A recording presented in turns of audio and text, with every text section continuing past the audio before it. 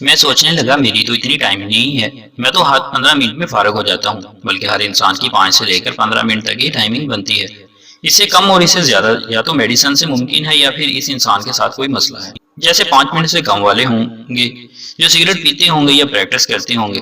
اور بھی کئی وجوہات ہیں، جیسے کبھی کبھی حجاب میں مبتلا ہو جائیں یا عرصے بات کر رہے ہوں تو 5 منٹ سے پہلے ہی فارغ ہو جاتے ہیں۔ اور زیادہ منٹ والے وہ ہوں گے جو چرس فیم وغیرہ کے عادی ہوتے ہیں یا میڈیسن استعمال کرتے ہیں یا کچھ اور مسئلہ ہو۔ اگر کوئی کہے کہ اس وقت آدھا یا پونا گھنٹہ قدرتی ہے تو پھر جھوٹ ہی ہوگا، یا کوئی سپر مین ہو شاید۔ زیادہ تفصیل کی اس وقت گنجائش نہیں ہے۔ میں نازیہ سے پوچھنا چاہتا تھا کہ ہم ابھی تک فارغ کیوں نہیں ہوئے، مگر میں لگا رہا ایسی باتوں کو سمجھنے کے لیے بڑا وقت پڑتا ہے۔ میں اسی بارے میں سوچ رہا تھا کہ نازیہ بول پڑی، میرے پرنس ہم آنے والے ہیں۔ نازیہ نے مجھے کچھ سمجھایا، شاید اس وقت کا کچھ اندازہ تھا، اس لیے وہ نیچے آئی تھی۔ نیچے آنے اور لہنگے میں ضرور کوئی تعلق تھا۔ میرا نام میڈم نہیں، نازیہ ہے، نازیہ نے میری طرف ہاتھ بڑھاتے ہوئے کہا۔ میں نے اسے ہاتھ ملا لیا۔ یاد رکھنا تم اپنی مرضی سے میرے پاس آئے ہو، اس لیے کبھی مجھے چھوڑنے سے پہلے سوچ لینا کہ اس وقت بھی تمہارے پاس واپسی کا راستہ موجود تھا۔ استاد سے تم ہی بات کر لینا۔ اس کی بات کے جواب میں نے استاد کی ذمہ داری اس پر ڈال دی۔ میں ہی بات کروں گی، تمہاری بات کرنا بنتا بھی نہیں ہے۔ ویسے اتنی عمر میں تم نے ڈبل پی ایچ ڈی کیسے کر لی؟ میرے ذہن میں کافی دیر سے ایک تجسس تھا۔ کار چل پڑی تھی۔ تمہارے خیال میں میری کتنی عمر ہے؟ نازیہ نے الٹا مجھ سے سوال کر دیا۔ 30 یا 32 کی لگتی ہو تم۔ میں نے اسے اپنا اندازہ بتایا۔ نازیہ ہنسنے لگی۔ میں 40 سال کی ہوں اور ڈبل پی ایچ ڈی میری صلاحیتوں کا ایک نمونہ ہے، لیکن تم اتنی کم عمر کیسے لگتی ہو؟ میں حیران ہوا۔ تمہیں بھی سکھا دوں گی، یہ سب مخصوص غذاؤں اور یوگا سے ممکن ہے۔ کچھ مخصوص ورزشیں بھی ہیں، اس کے لیے ضروری ہے شام تک کام ختم ہو گیا۔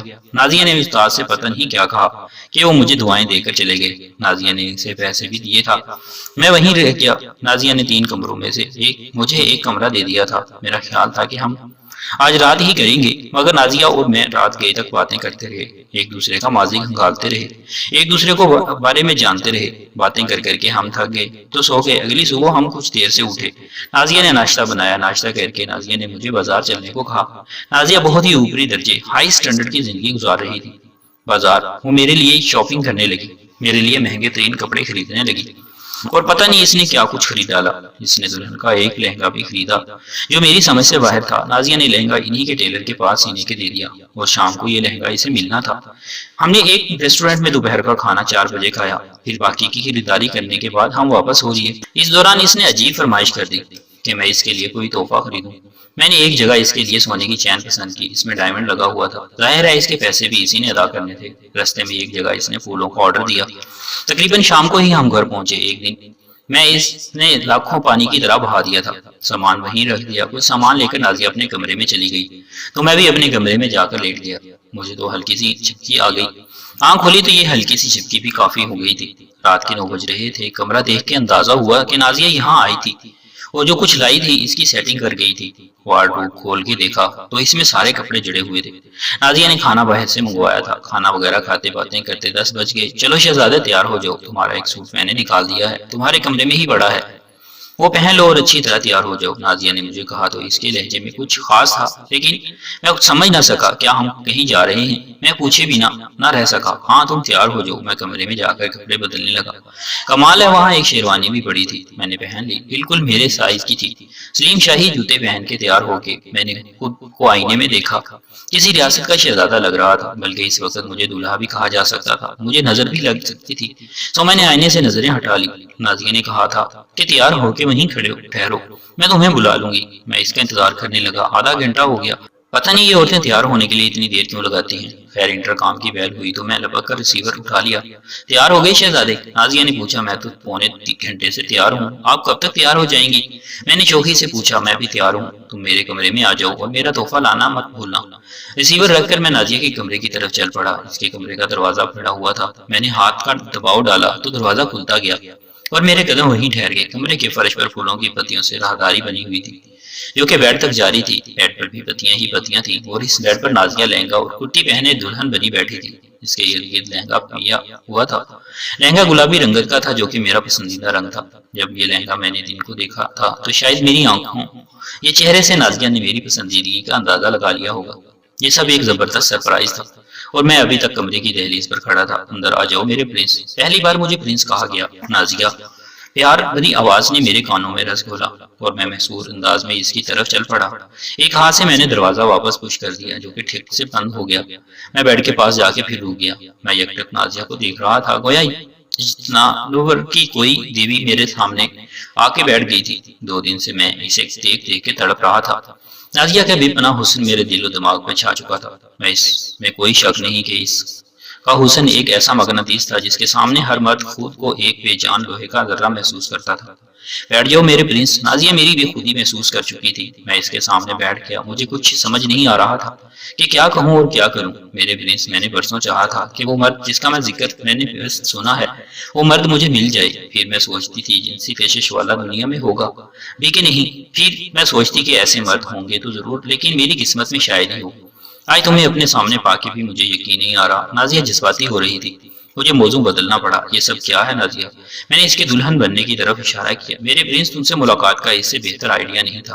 میں چاہتی ہوں ہماری پہلی رات زندگی کی یادگار رات ہو۔ بڑی بڑی آنکھیں، لمبی پلکیں، ستون ناک، تیکھا چہرہ، خوش نما گال، رسیلے ہونٹ، لمبے گھنے بال، سمارٹ جسم اور گہری رنگت جس میں سرخی شامل ہو۔ بار بار میں اس کے حسن میں گویا نئے سرے سے کھو جاتا تھا۔ کیا یہ کوئی خواب تو نہیں؟ میں ہاتھ بڑھا کے اسے چھوا۔ نازیہ بےتابی سے میرے سینے پہ آ لگی۔ وہ آج کی رات کو یادگار بنانا چاہتی تھی۔ میں نے شیروانی کی جیب سے چین نکالی تو نازیہ کی آنکھوں میں چمک آ گئی۔ اس کے گال لال رنگ کے ہونے لگے۔ مجھے یقین نہیں آ رہا تھا کہ وہ شرما رہی ہے۔ بعد میں یہ کتاب میں پڑھا کہ تو وائف بھی ایسے مرد کے پاس آ کے شرما جاتی ہے جیسے دل سے اپنا مرد اپنا محبوب مانتی ہے۔ میں نے ایک ہاتھ سے ہی چین اس کے گلے میں ڈال دی اور ڈائمنڈ آگے کر دی۔ وہ چھوٹے سے دل کی کوشش شکل میں تھا۔ شکریہ میرے پرنس، میں ہمیشہ اس تحفے کو اپنے دل سے لگا کے رکھوں گی۔ اب میں بھی اپنے پرنس کو تحفہ دینا چاہتی ہوں، لیکن سوچ سوچ کے دماغ تھک گیا اور سمجھ پھر بھی نہیں آیا کہ میں اپنے پرنس کے لائق کیا تحفہ دوں۔ بڑا سوچا تو ایک تحفہ سمجھ میں آیا۔ اگر تم قبول کر لو تو میں سمجھوں گی کہ میری زندگی کی ہر مراد پوری ہو گئی۔ میں سوالیہ نظروں سے اس کی طرف دیکھنے لگا۔ اپنا ہاتھ آگے کرو، نازیہ نے کہا تو میں نے ہاتھ آگے کر دیا۔ نازیہ نے میری آنکھوں میں دیکھا اور اپنے ہاتھ میرے ہاتھ میں دے دیا۔ آج سے میں مکمل رضامندی سے اپنا آپ اپنے پرنس کو سونپتی ہوں۔ میں اس کے الفاظ اور لہجے کی تاثیر میں کھو گیا۔ نازیہ نے لہنگے کا اوپری حصہ اتار دیا جیسے گفٹ کارڈ ریپر اتارا جاتا ہے۔ اس کا چاندی جیسا جسم تھا یا دودھیا بدن تھا یا شہد کا ذائقہ کھلا ہوا تھا یا اس کا جسم ریشم جیسا تھا۔ سلکی بدن بلکہ نہیں جسمانی تعریف میرے لیے تو لفظوں میں بیان کرنا مشکل ہے، اور کیفیت بیان کرنے کے لیے تو الفاظ کی کم مائیگی کا شدید احساس ہوتا ہے۔ بس جو بھی تھا بے حد بے پناہ تھا۔ میں نے آہستگی سے اس کا لہنگا اوپر اٹھا دیا۔ نیچے اس نے کچھ نہیں پہنا ہوا تھا، بے شک کپڑے اتار کے اس کا حسن دگنا تگنا ہو گیا تھا۔ اس وقت میں اتنا ماہر نہیں تھا، مجھ پر نازیہ کی شخصیت کا بھی روب تھا، کیونکہ ایک تو وہ حسین بہت تھی، اوپر سے اس کا کام بھی استاد سے بھی آگے تھا۔ میں اسے کیا مزہ دے سکتا تھا؟ نازیہ نے میری جھجک محسوس کر لی۔ ویسے بھی تمہیں کسی مہارت کی ضرورت نہیں ہے، جو کچھ تمہارے پاس ہے اسے کسی مہارت کی ضرورت نہیں۔ تم ہاتھ ہی لگا دو تو جسم میں مزے کی لہریں اٹھنے لگتی ہیں، اس لیے کھل کے پیار کرو اپنی نازیہ کو۔ نازیہ کے الفاظ سے مجھ میں بے باکی آ گئی۔ جو مجھے آتا تھا میں وہیں کر رہا تھا، اور نازیہ کے تاثرات بتا رہے تھے کہ وہ ایک ایک پل سے محسوس ہو رہی ہے۔ یہ مزے کے اثرات نہیں تھے، بلکہ چہرے پر جوش تھا، جیسے کوئی انمول خزانہ پانے کے تاثرات تھے۔ آہستہ آہستہ ہم پر جنون غالب آنے لگا۔ سچی بات تو یہ ہے کہ نازیہ کے جسم سے میرا دل نہیں بھر رہا تھا، اور نازیہ اب اتاولی ہو رہی تھی۔ میرے لیے یہ بڑی بات تھی کہ نازیہ جیسی جینیس کو میں ہیجان میں مطلع کر چکا تھا۔ میرے پرنس، تمہارا جادو سر پر چڑھ گیا ہے۔ یہ سب تمہاری جنسی کشش کا کمال ہے، اور ہمیشہ کے لیے مجھے اپنا بنا لو۔ بے شک تم وہی ہو جس کی صرف آرزو کی جا سکتی تھی۔ نازیہ کا حکم سر آنکھوں پر، مگر میرا دل اس کے جسم کی رعنائیوں سے نہیں بھرا تھا۔ نازیہ مجھے گہری نظروں سے دیکھ رہی تھی۔ نازیہ کی ہر حرکت بتا رہی تھی کہ مزہ اسی طرح لیا اور دیا جاتا ہے۔ نازیہ میری جان، بہت مزہ آ رہا ہے۔ میں بے اختیار بول پڑا۔ نازیہ کرتی کرتی میرے اوپر لیٹ گئی اور میرے چہرے کے سامنے اپنا چہرہ کر کے کہنے لگی، ایک بار پھر کہنا۔ کیا کہا؟ مجھے بہت مزہ آ رہا ہے۔ میں نے اس کی فرمائش پوری کی۔ نہیں، جو اس سے پہلے کہا تھا وہ مجھے کہو۔ نازیہ تھوڑا آگے پیچھے بھی ہو رہی تھی، جس سے مزہ بھی آ رہا تھا۔ میں نے کہا، نازیہ میری جان۔ میں نے اس کی آنکھوں میں جھانکتے ہوئے پھر کہا، بہت اچھا لگا مجھے سن کر، دلی خوشی ہوئی۔ اور نازیہ پھر بیٹھ کر کرنے لگی، نازیہ میری جان، نازیہ میری جان۔ میں اونچی اونچی چلانے لگا۔ نازیہ کھلکھلا کے ہنسنے لگی۔ اس کی آنکھ سے خوشی پھوٹ رہی تھی، اور اس خوشی میں نازیہ کا فن کھل کے سامنے آ رہا تھا۔ مگر حقیقت یہ تھا کہ ایک ہی کام کو عام فرد کرنے سے اور استاد کے کرنے میں بہت فرق ہے۔ میرے پرنس، کا سا لگا تمہیں یہ سٹائل؟ نازیہ نے مخصوص انداز میں کرتے ہوئے مجھے مخاطب کیا۔ میں تو اس وقت ہواؤں میں اڑ رہا تھا۔ ہر بات پوچھ لینے والی نازیہ مجھ سے کچھ خاص سننا چاہتی تھی۔ زبردست اسٹائل ہے، مزہ آ گیا۔ میرا پہلے بھی اتفاق ہو چکا ہے، مگر جو آج ہو رہا ہے اس میں زمین اور آسمان کا فرق ہے۔ زبردست نازیہ میری جان۔ میری بات سے نازیہ پھر کھلکھلا کے ہنسنے لگی۔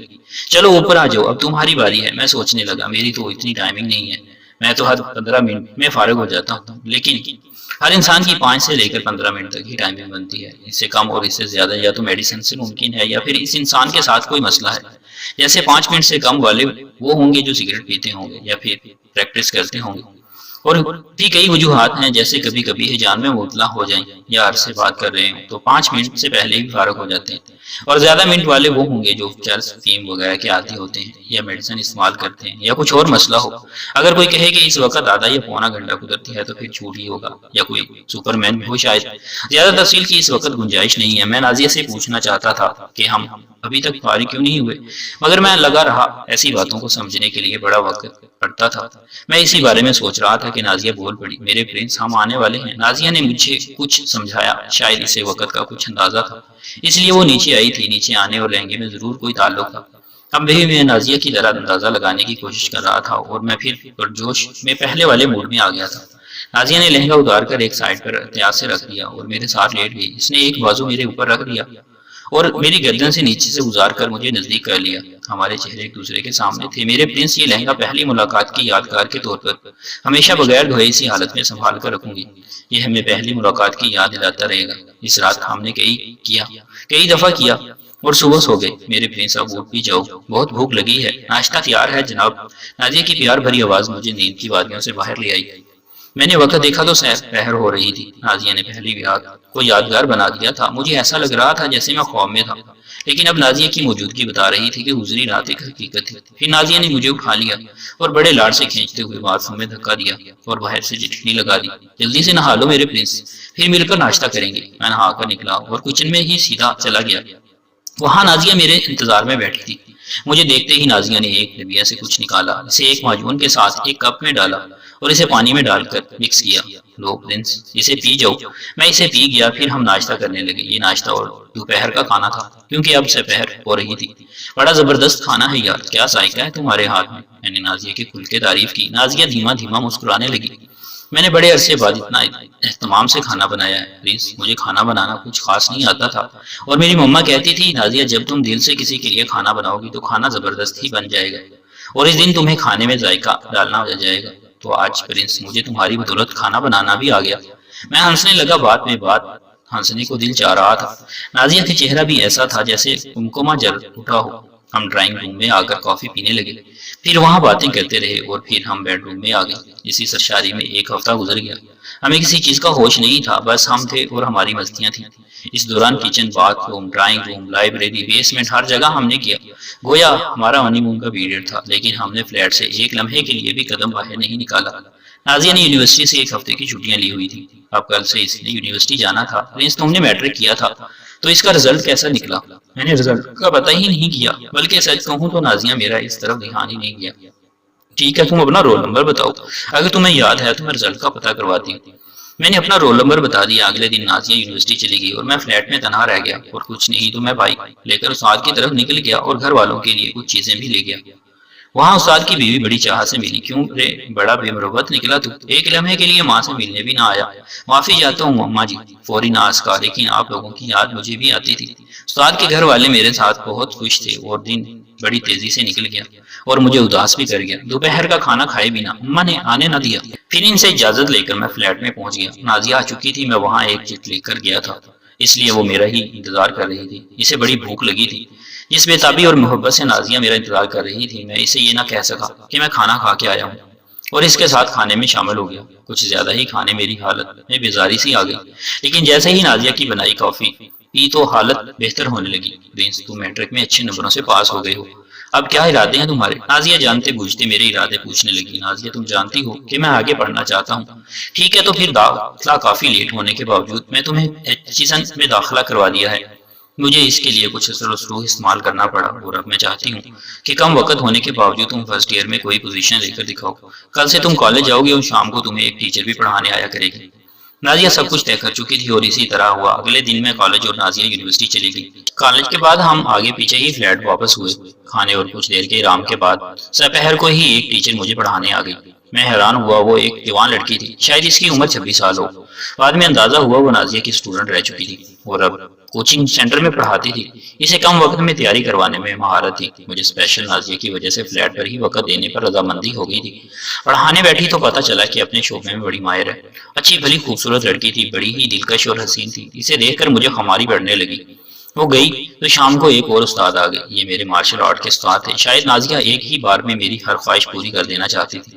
رات کو ہم اکٹھے کھانا کھاتے اور اس کے بعد دیر تک باتیں کرتے۔ جب کھانا اچھی طرح ہضم ہو جاتا تو ہم بیڈ روم میں چلے جاتے اور ہماری مستیاں شروع ہو جاتی تھی۔ دھیرے وقت گزرنے لگا اور میں معمولات کا پابند ہوتا گیا۔ ٹیوشن ٹیچر بڑی دیکھ کے رہتی تھی۔ شاید اس کی وجہ سے یہ ہوگی کہ نازیہ پڑھائی کے دوران اپنا آپ محسوس کرواتی رہتی تھی۔ وہ کہ ہم لائبریری میں پڑھتے تھے، لیکن مجھے محسوس ہوا کہ نازیہ ہمیں اکیلا چھوڑنے کو بالکل تیار نہیں تھی۔ میں سمجھ گیا کہ نازیہ کبھی بھی مجھے کسی کے ساتھ بانٹے گی نہیں، بلکہ اپنی حق ملکیت جتاتے ہوئے کسی کو میرے پاس بھی نہیں آنے دے گی۔ بہرحال یہ ضرور تھا کہ ٹیچر پر میری شخصیت اثر انداز ہونے لگی تھی۔ بھلا وہ اسے کیسے بچ سکتی تھی؟ معاملات چلتے رہے اور جلد ہی نازیہ نے مجھے ناولز پڑھنے کے لیے دینے لگی۔ پھر اس کے بارے میں پوچھتی کہ پڑھا کہ نہیں۔ اگر میں کہتا پڑھا ہے تو وہ اس کے بارے میں بحث کرتی۔ آہستہ آہستہ مجھے ناولز پڑھنے کی عادت ہو گئی۔ اس وقت مجھے نہیں پتا تھا کہ نازیہ مجھے کتابوں کے مطالعے کے لیے بک ریڈنگ کی عادت ڈال رہی ہے۔ ٹیچر سے میری آنکھ مچولی چلتی رہی۔ وہ ظاہر کرتی رہی کہ اسے مجھ میں کوئی دلچسپی نہیں تھی، لیکن میں سمجھ رہا تھا کہ اس کے دل میں پرنس کی شبیہ آ چکی تھی۔ میرے سامنے بیٹھتے ہی اس کی آنکھیں بولنے لگتی، لیکن وہ نازیہ سے بہت محتاط تھی، بلکہ ڈرتی تھی۔ میں یہ سب محسوس کر رہا تھا اور میں بس کسی موقع کے انتظار میں تھا۔ ایک طرح سے میں نازیہ کی کڑی نگرانی میں تھا۔ اسی طرح وقت گزرتا جا رہا تھا۔ ایک دن نازیہ تھکی ہوئی تھی اور اپنے کمرے میں لیٹی تھی۔ ادھر ٹیچر آ گئی۔ ہم پڑھتے رہے۔ نازیہ نے بس ایک چکر لگایا اور پھر لیٹ گئی۔ جیسا کہ میں بتا چکا ہوں کہ وہ ہمارے پاس لائبریری میں نہیں آتی تھی، بلکہ اپنے ہونے کا احساس دلاتی رہتی تھی۔ میں نے موقع غنیمت جان کر ٹیچر کا ہاتھ پکڑ لیا۔ مجھے یقین تھا ٹیچر میری کشش میں پھنس چکی ہے۔ جیسے ہی میں نے ہاتھ پکڑا، اس کی نظریں سب سے پہلے دروازے کی طرف اٹھی، لیکن وہاں کسی کو نہ دیکھ کر وہ خاموشی سے اپنا ہاتھ چھڑانے لگی۔ میرے لیے اتنا ہی بہت تھا کہ نہ تو اس نے شور مچایا تھا اور نہ ہی مجھ سے کسی قسم کے غصے کا اظہار کیا تھا۔ آخر میں نے اس کا ہاتھ پوچھ سے چوم کر چھوڑ دیا۔ ٹیچر میری طرف شاکی نظروں سے دیکھنے لگی۔ کچھ لمحے بیتے ہوں گے کہ نازیہ دروازے کے سامنے سے گزری۔ ہم پڑھ رہے تھے۔ نازیہ جیسی جینیس کے ہوتے ہوئے ایک نیا کھیل شروع ہو گیا تھا، جس کی ابھی سے خبر نہیں تھی۔ سال پورا ہونے والا تھا، میرے پیپرز آ گئے تھے۔ اس دوران میں 200 کے لگ بھگ ناول پڑھ چکا تھا اور میری پڑھنے کی رفتار کافی تیز ہو گئی تھی۔ مارشل آرٹ میں بھی میں چل نکلا تھا۔ میں اچھے نمبروں سے پاس ہو گیا، لیکن نازیہ اس سے خوش نہیں تھی۔ وہ چاہتی تھی میں کوئی پوزیشن لوں، جس پر نازیہ ٹیچر سے غصے میں ہوئی، لیکن غنیمت تھا کہ اسے نکالا نہیں۔